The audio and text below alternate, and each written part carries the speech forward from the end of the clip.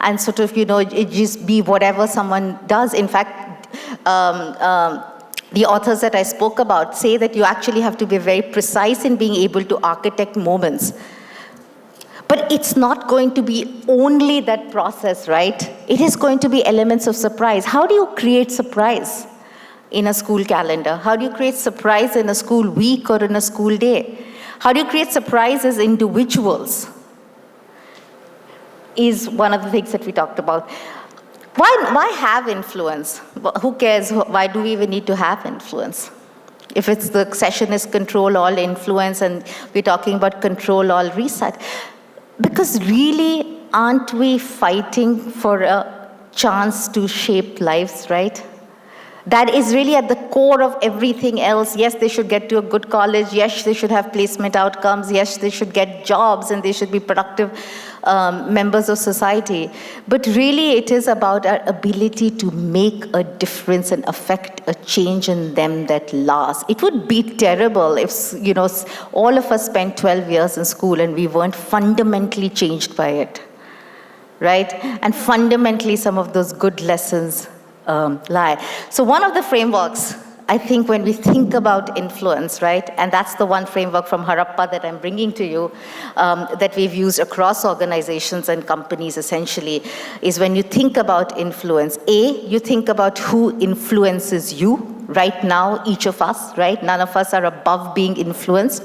And second, how do you think yourself, especially all of you in the great vantage position that you have, how do you think yourself as being influential or influencers, right? And not social media influencers, but really somebody with influence and super influential with everyone you touch. So the very simple, and this is again, I think this is a framework that you could easily, in fact, use as a great reflection exercise with teachers or with students, is think of influence as a solar system. Right? Multiple things influence us, multiple people influence us, right? So this influencer solar system essentially has a closest ring, that's your immediate orbit. In all cases, it's your parent, partner, sibling, spouse, best friend, closest coach, really, maybe if you think about it, who are those for you? Have you thought about really who are the 4 or 5 people that you go back to, that you're truly influenced by? Right? You could actually plot them as little planets in your own first immediate orbit. The second orbit is really the mentor orbit. In this case, it's a lot of you who beat each other here, right? It could be a Sultan, it could be a Shushma, it could be Anu, it could be Akash, it could be, all of the people who you meet and you're working on something and they really help mentor you. But who are those people in your life right now? Before we teach any frameworks, it's important to apply them to ourselves. Who is in your mentor orbit? Do you have enough mentors? Especially, do you have enough mentors for who you are going to be in the next 5 years? I feel like we create unnecessary sort of real estate scarcity on how many mentors you can have. The more important thing is you have the mentors for who you want to become in 5 years, 7 years, 10 years. If you want to build a sports-enriched curriculum and be really innovative on that, you have the right mentors for that. And third is really your role model orbit, which is people you don't know. The first two is typically people you know and they know you. But the last one, the role model orbit, as I like to call it, is people you know or you follow. You don't know them personally in most cases, at least the way that we use the framework. And they certainly don't know you from Adam, but really they can be so powerful in the way that they influence you and your life. I thought I'd share with me, I didn't want to bore you with my immediate orbit and my mentor orbit, so I thought I'll show you my role model orbit, which is people I know a lot because I watch every interview that they do. I read books about them, on them, if they're featured in it. I track their careers. And so this is my role model orbit of the 5 role models that I have right now, right? I'm very fickle about my role models. If I feel like they're not now suiting what I need to be next at. If you'd seen this 3 or 4 years back when I was actually running Harappa, and it was a sort of a VC-funded startup, a very different environment and context to who I am. There were a bunch more entrepreneurs here. Sabyasachi, interestingly, Sabyasachi is the only man who's ever made it up there. I've somehow always only had, not by choice, I mean by choice, but somehow I've only always had women role models. But the more important thing is whoever you put up there, one sentence, right? One value, one attribute about them, that they're a role model for you. That is a value and attribute that you want for yourself. Of course, at this age and stage, this activity has to be useful for us, right? So this isn't about just having a role model mood board with nice pictures of people. What is that one quality? I'm not sure if all of you know who I'm guessing most people know at least 2 or 3 of them. Chimamanda Ngozi is, Nigerian-American author. She's one of my favorites. She's written this amazing book called Americana. 2 of the top 10 TED Talks are by her. One is about we should all be feminists. The other is the dangers of a single storytelling. Incredible woman, writer, speaker. So you can look her up. Arundhati Ghosh used to be an Indian Foreign Service diplomat. When India did not sign the CTBT, which is a comprehensive test ban treaty, I remember I was in school, I don't remember the teacher said, but I remember the one sentence she said at the UNGA, well, India will not ever sign this unfair treaty. It was one sentence. But the way that she said it with that conviction and speaking on behalf of a country, again, nearly 30 years later, I still remember. Right? And that is that is the value or the attribute that I want for myself. So if you can really do this as an exercise, again, it's a great 30, 40-minute exercise. If you're working with your teachers or with your students, that's the power of frameworks, that they can be really, really useful. And so these are mine. I'm happy to take any questions on those and why them. Let's talk about who is in your influencer solar system.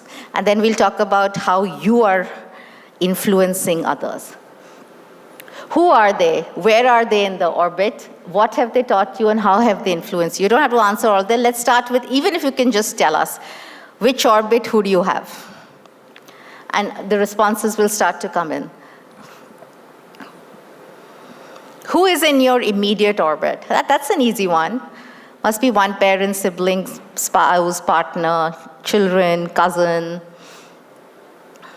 Who is in the immediate orbit?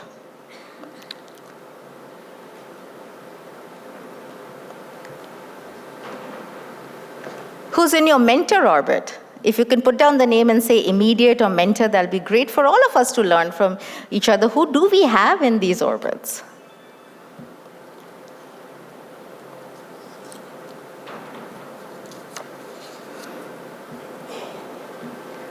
Spouse, kid, and dad. Yoda. Great role model, I'm guessing. Or unless you have like a special connection to Yoda, they're a mentor. Donald Trump, now somebody must identify themselves and tell us what, but actually there's lots to learn. I think gumption, complete spouse, Yoda, mom is immediate orbit. Brené Brown is a mentor orbit. Interestingly, I would have put her in a role model orbit unless you know her personally, but it doesn't matter which orbit she's in as long as she's inspiring you. Parents, friends, my twin sister, husband and middle son. Wow, that's really specific, very interesting. I'm glad your younger and older sons are not seeing it, but my mentor, my director, Super House, role model chairman. Wow. Renee Janet, first boss. My God, first bosses is really a thing, right? They're like these mythical characters in our lives later. How are you as a first boss? Sometimes they teach us what not to do. Absolutely. Most times, unfortunately, I think that's what happens, but that's also an important. But how are we as a first boss? Think about it. Somebody will be standing up on stage and talking about you 30 years later as a first boss. That's always very scary to think about it like that. Kids challenger coach, former directors. Again, great answers. Can we go back to the slide deck, please?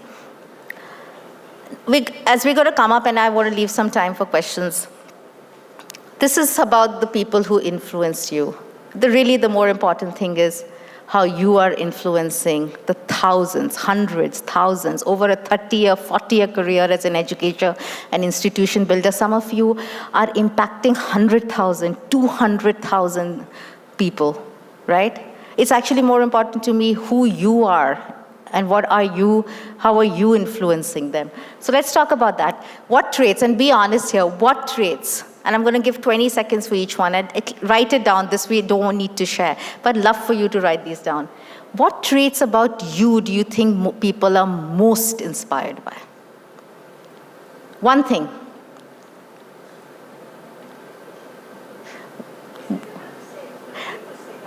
But what do you think? Are you even aware? As leaders, the awareness of the impact that we have on others around us is also a responsibility. Right? Are you a challenger, and that's what you can challenge status quo, and that's what they love about you, because that's what makes you an innovator. You could be annoying as hell on all other days, right? None of us are perfect. We're mostly annoying and, sometimes inspiring and inspirational. What about you do you think people are most inspired by? 1 to 3 things.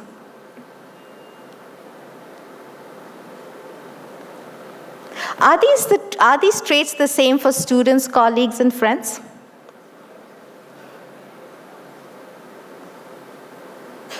Anyone care to share, please? What did you have in the first question? What are the qualities about you that people are most inspired by? Resilience. Okay? Empathy. Great.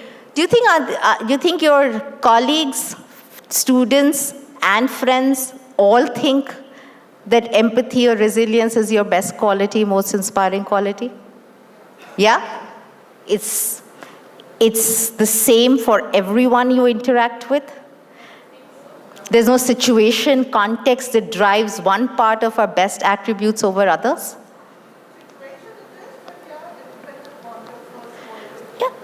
No, there are no right or wrong answers, just something for you to think about, right? There's no test on this.